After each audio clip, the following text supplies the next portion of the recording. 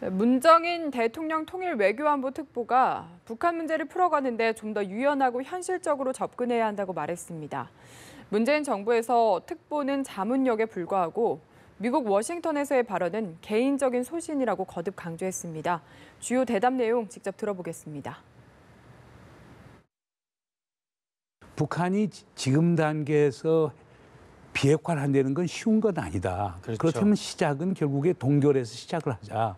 근데 일방적으로 동결한다고 북한이 동결할 건 아니기 때문에 그렇죠. 동결에 대한 대가를 주는데 한미 합동 군사 훈련을 중지 또는 하향 조정을 하자는 이론이 많이 나오고 있습니다. 예.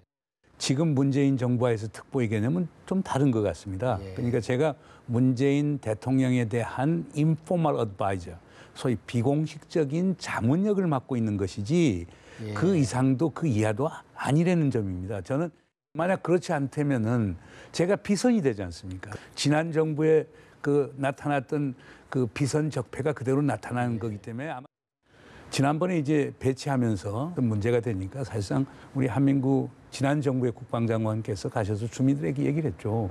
결국에 환경 영향 평가 받겠다. 지난 정부 거란 말이에요. 그렇죠. 그러니까 대통령께서는 이걸 지키지 않을 법적 근거가 전혀 없는 거죠. 그럼에도 불구하고 미국 측에서는 의구심을 갖는 것 같은데 뭐 대통령께서 정상회담에서 잘 처리할 거라고 저는 생각합니다. 예. 하나는 시간이 꼭 우리 편이 아니라는 거였죠. 조금 이렇게 해서 시간 끌다 보면 북한이 소위 무너질 수도 있다. 그렇죠. 이런 게 크게 깔려져 있었거든요. 근데 지금은 그게 아니에요. 시간은 우리 편이 아니에요. 시간이 예. 지날수록 북한이 6차 핵실험하고 대륙간 탄도미사일 갖게 되고 더 많은 미사일을 보유하고 실험하게 되면은 정말 걷잡을 수 없는 상황으로 가게 되죠.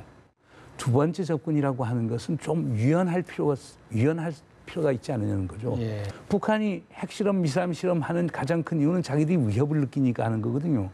과거 행태도 그래왔으니까. 예. 그럴 경우에 우리가 조금 돌파구를 찾을 수 있는 것 아닌가. 그리고 더 나아가서는 북한을 비핵화시키는 것은 북한에 대한 위협을 원천적으로 없애주는 게 필요하니까 거기에서 한반도 평화체제가 필요한 거거든요. 그렇죠. 주권 국가에서 전시작전 통제권을 되찾아오는 것은 지극히 당연한 거라고 보고요. 그리고 그게 한미동맹을 약화시킨다고 보지 않습니다.